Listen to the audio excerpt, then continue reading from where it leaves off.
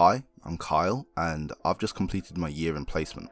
So, a few people have said to me that because I've done my blog as a Google Drive file and not a flashy blog page, that it might not look as exciting as a lot of the others. So I figured, hey, why don't I just make an over-the-top, extravagant video? Just like mind-blowing, amazing video. Then I thought, I'm not going to do that, I'm just going to talk over a PowerPoint.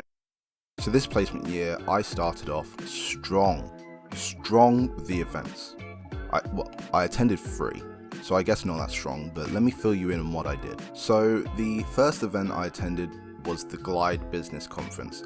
This was all about starting a business and how to market your ideas. Although the conference was well taught and interesting, I didn't find it overly helpful purely because I'd already started my small business and it was aimed more towards people who need that first nudge in the right direction. The next week, I travelled to London for the London Design Festival. This was great. It had everything from art shows to product showings. I met up with my past studio leader Gareth and he gave me a tour of batch space, which was great. Very me, lots of yummy printers. He introduced me to some great people and they also had a mini ramp set up, so I got to jump on that too. I was also able to go see the Planted exhibit, which had work done by one of my former peers, Lawrence. It was awesome. It was really cool to see his project on display there. I did a whole lot of networking, so many business cards, so many handshakes, 12 out of 10, what can I say, can't wait to go next year as well. After this, I attended the Crafts Tech Make It to Market Accelerator hosted by Fab Lab Barcelona. This was way more to help people get going, however I found it really useful since it was a distributed design run event and I went in with a year's worth of knowledge thanks to my studio last year. I also got to see some familiar faces thanks to the guest lectures from last year as well. It was really amazing to see people's inventions from all over the world and I'd definitely recommend this if you're into product design. So enough of the stock footage, let's get on to the projects I've done this year. One of the biggest projects I've done this year was a 16-day internship with a past employer of mine, Lumina Learning. Lumina Learning provides business psychometrics to companies around the world to better utilise their employers' skills as a team. I was lucky enough to be given the task of revamping their UX/UI design by remaking one of their products in Figma. And wow, I learnt a lot. I went into this knowing how to use Adobe XD a bit and had never even heard of Figma, but the challenge was set in front of me and I was eager to go. Luckily I found the program pretty simple, it carried over a lot from XD and improved a lot too. By the end of the 16 days I'd say I'm pretty damn pro at Figma. Some might even call me the Alpha Figma. Now unfortunately I can't actually show any of the work I did because it's confidential and would go into their company's stuff, so I can't, but you just have to believe me that I did it because I'm saying so. My main goal of this year was to run a self-led placement using my Etsy shop as the project. I've had this shop since 2015 and I've always been quite fortunate with it. However, I was curious to see what more I could do with it if I tried to make it my main hustle instead of my side one. And wow. I don't know if I just got very lucky, but I've been extremely busy. On my Etsy, I make props and replicas from games and movies, and my biggest seller before the start of this year was the Kylo Ren lightsaber I make. I started the year with one 3D printer, my original Prusa i3 Mark II, and I've since gotten 4 more.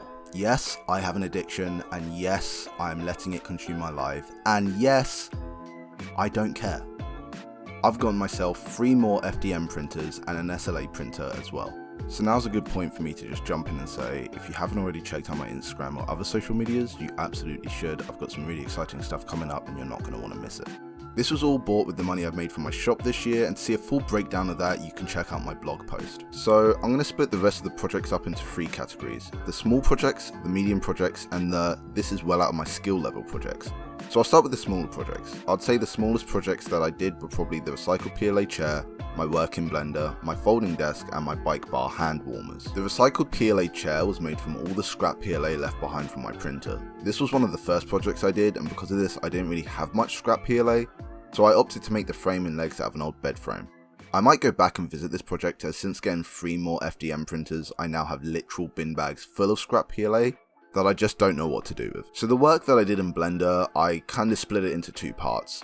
There's the online certification that I did and the exploration into the rendering engines. The online Blender certification I did was around 35 hours long and it only really covered the basics of Blender, that being 3D modeling and basic rendering. I wanted to really learn how to render in this program. 3D modeling wasn't really something that I felt that I needed to learn in it, but along the way I learned that also. The bike bar hand warmers consisted of 2 resistance heating pads, 2 step-up voltage converters, a 6-volt battery, and a 3D printed case. These worked surprisingly well, however I have since taken them apart and made a heated bike seat instead. Lol. I also made a folding desk. There it is. Yep, that's about it. It folds down, it's made from wood, it has ropes on it.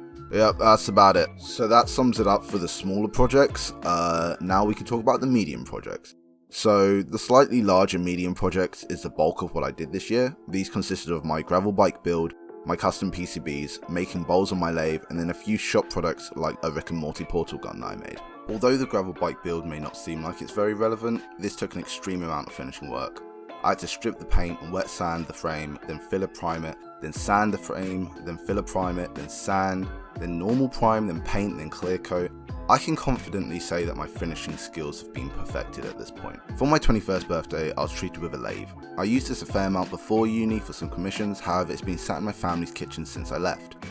I wanted to try and get even better with the things I make on it, so I decided to try and make a Kinzugi Bowl. Kintsugi is the Japanese art of repairing broken pottery by mending the areas of breakage with a lacquer mixed with powdered gold. I used a mahogany blank and epoxy resin mixed with gold mica powder to get the effect, and I think it turned out amazing.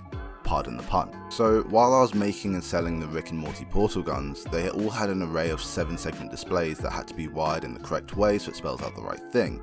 Soldering these all individually with wires was incredibly tedious and time consuming, so I decided to jump into fritzing and design a custom PCB that I could get sent off and made. After I paid a pretty cheeky price for 10 of them, I decided if I was going to be doing this for all the guns I make, it'll simply be easier for me to make them myself. So I bought a huge bottle of ferric chloride, which is an etching solution, and some copper board, and went at it. I used a vinyl cutter to cut the tracks, which I then stuck to the copper board before letting it soak in the chemicals, and voila, some lovely printed circuit boards. The portal gun itself was in a 3D printed case which used black, white and transparent PLA filament.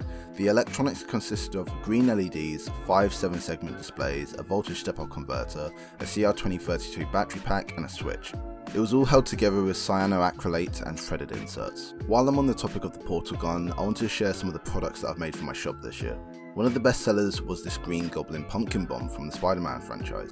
I released this just before the latest film came out back in November and they were a hit. This was more of a challenge to make than I initially thought. It was more time consuming to make, and I also went through 5 different 3D model variations before settling on the one that worked best. This had white and green LEDs in it, and it also had 2 threaded inserts holding the 2 halves together, along with a switch on the back. And finally, the moment you've all been looking forward to, this is well out of my skill level, why did I even sign up for this? Projects. First up is the 3 meter by 5 meter garden deck. I should state that I've never made a deck before or anything similar really, but I felt confident in myself and so did the people who paid for the deck, so I gave it a go. After 2 days of sweating, it was done and it was pretty damn good. The last project that I'm going to talk about in this video is my 3x3 macro pad. I made this pretty early on in the placement as I knew I was going to be learning a lot of new programs and I wanted some extra shortcut keys. This macro pad has 9 Cherry MX Blue switches in it and an Arduino Pro Micro. The code I had to make from scratch myself as I couldn't find any code online to work with the setup I had. However, I got it working and I'm very happy with it. Since I was doing a self-run placement, I felt like a lot of the challenges I had were quite unique and were all quite minor. The only big challenge I had was dealing with my shop and how many orders I had coming in, as I thought there'd be a lot less than there was. However, this was quite easily fixed by buying a few more 3D printers and setting up a spreadsheet to help me keep on top of everything. For the skills that I improved upon this year, they felt kind of random but at the same time useful. For instance, learning Blender. At first I didn't really see this as anything that useful, however now I use it all the time to edit 3D models and stuff, and I really don't know how I lived before learning it. So that was my placement year. I loved this year, mainly because I set myself goals at the start and I was able to achieve them all. I don't know if I just got very lucky or the goals weren't that big, but I feel like this year was massively worth it and I feel like I'm in good stead for final year. Thanks for watching and I'll see you next time. That was really bad.